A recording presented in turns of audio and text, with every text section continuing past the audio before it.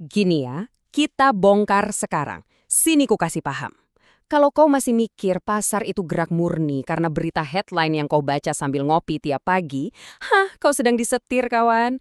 Hari ini kita telanjangi habis-habisan apa yang sebenarnya lagi dimainkan sama paus-paus raksasa di belakang layar. Ingat, ini bukan pergerakan acak, apalagi tebak-tebakan. Ini catur tingkat tinggi. Pasang sabuk pengamanmu, karena habis bedah makro ini, cara kau nengok duit mengalir di dunia bakal berubah total. Langsung ku tembak pakai pertanyaan yang harusnya bikin kau susah tidur. Coba kau pikir pakai logika. Nvidia baru rilis laporan keuangan. Revenue tembus, guidance tembus, ekspektasi jebol sampai ke langit.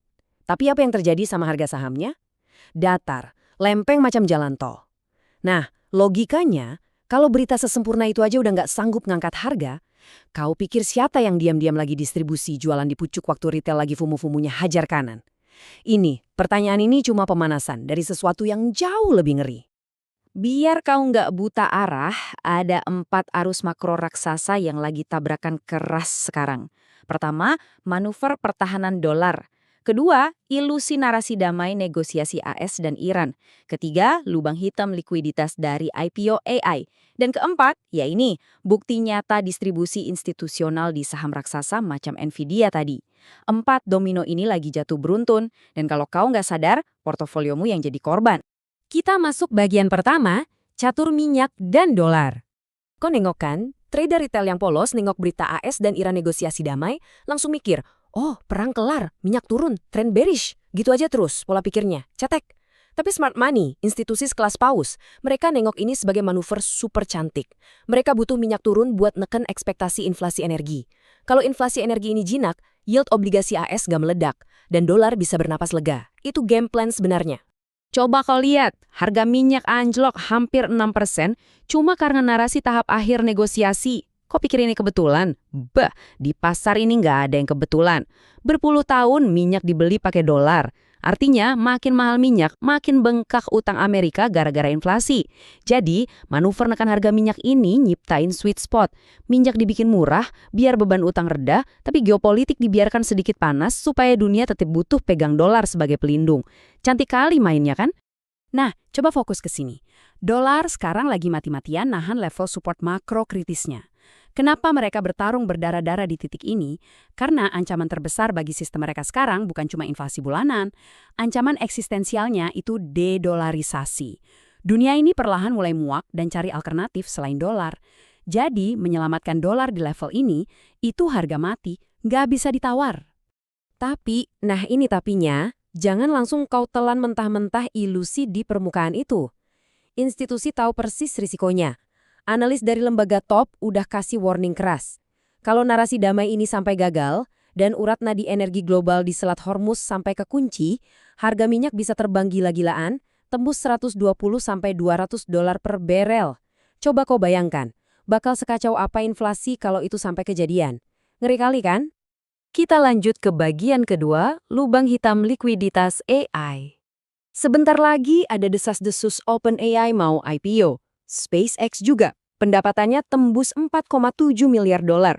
Apa isi kepala trader retail sekarang? Wah, bullrun AI makin gila, sikat. Tapi apa yang ditengok sama manajer hedge fund? Mereka nengok ini sebagai vakum likuiditas, macam lubang hitam raksasa. IPO sebesar ini butuh uang yang nggak main-main besarnya. Dari mana duitnya? Dari nyedot modal keluar dari sektor defensif, bahkan maksa manajer investasi jualan emas mereka, sementara cuma buat biayai pesta pora AI ini. Coba kau bedah infrastruktur di baliknya, perusahaan-perusahaan AI ini lagi bakar duit skala dewa. Mereka butuh data center raksasa, nyedot listrik sedunia, butuh chip super mahal, sistem pendingin canggih. Logikanya gini kawan, ini persis macam era .com bubble dulu. Dunia lagi bangun siklus infrastruktur bubble AI yang rakusnya, menghisap darah likuiditas dari pasar lain sampai kering. Dan itu ngebawa kita balik ke pertanyaan paling tajam hari ini. Pikirkan ini, ketika berita udah sangat sempurna, Nvidia tembus revenue, guidance luar biasa, tapi harga sahamnya tetap nggak mau naik lagi. Apa yang sebenarnya lagi terjadi di belakang punggungmu? Gini ceritanya, retail dengan polosnya berasumsi harus terus beli agresif, tapi smart money? Mereka tahu valuasi ini udah priced for perfection, udah mahal kali, udah nggak ada ampun buat meleset sedikit pun. Jadi, pas pasar lagi euforia tingkat dewa, buta sama berita bagus, institusi pakai likuiditas dari pembeli retail ini buat jualan, alias distribusi diam-diam. Puncak euforia itu selalu jadi pintu keluar buat mereka yang pintar. Paham kau kan? Sekarang kita masuk bagian ketiga. 3 skenario masa depan emas. Sekarang, mungkin kau merasa emas ini lagi ketahan. Betul, memang betul. Emas lagi ditekan secara taktis karena dolar lagi sok kuat dan orang-orang masih FOMO main saham AI. Tapi perhatikan struktur besarnya. Secara makro fundamental, pondasi emas ini sangat bullish dan belum rusak sama sekali. Ingat ya, ini cuma lagi ditekan taktis, bukan hancur strukturnya. Kenapa pondasinya ku bilang sangat kuat? Coba kau hitung beban dunianya. Utang AS yang makin bengkak nggak karuan. Sistem energi global yang sangat rapuh, rantai pasok dunia yang pecah gara-gara deglobalisasi. Belum lagi pembiayaan bubble AI yang nguras likuiditas, sampai eskalasi perang teknologi. Semua ini nyiptakan ketidakpercayaan jangka panjang terhadap uang kertas. Dan disitulah emas hidup dan menghisap energi ketakutan pasar. Berdasarkan peta makro yang udah kita bedah ini, kita punya 3 skenario besar. Skenario pertama, kemenangan sementara dolar. Kalau deal ini sukses menekan minyak, terus IPO AI meledak sukses, pasar saham bakal rally. Di fase ini, emas bakal sideways atau koreksi sementara.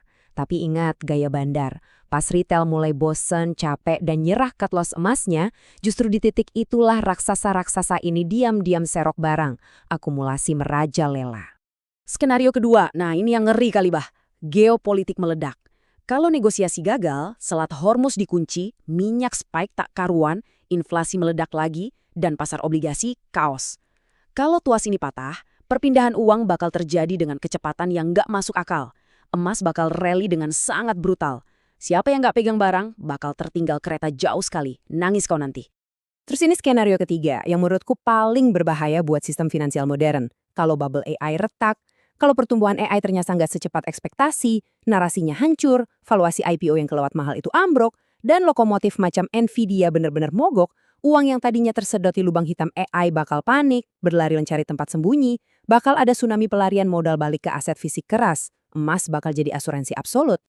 Jadi, ini intisarinya. Tolong dengar baik-baik. Jangan lagi jadi trader retail yang cuma main pakai baca headline berita. Mereka nengok minyak turun, dolar naik, AI meledak, terus mikir, emas lemah. Itu pandangan naif. Jadilah macam smart money. Pahami bahwa Amerika lagi mati-matian nahan dolar. IPO AI itu parasit yang lagi menghisap likuiditas pasar. Nvidia lagi di fase puncak distribusi. Dan emas sekarang ini cuma lagi diam sebentar buat memperkokoh pondasi ledakan besarnya. Sebagai penutup dari bedah makro kita, aku mau kau tanamkan ini baik-baik di kepalamu. Sejarah pasar itu selalu berulang. Ketika semua orang mulai bosan, mulai sinis, dan buang emasnya karena terlalu silau sama teknologi, justru persis di titik buta itulah smart money lagi sibuk ngebangun pondasi buat ledakan raksasa berikutnya. Jadi, tanyalah sama dirimu sendiri sekarang, kau mau terus ikut rombongan retail yang buta? Atau mulai main cerdas sama paus-paus ini dari sekarang? Pikirkan itu baik-baik.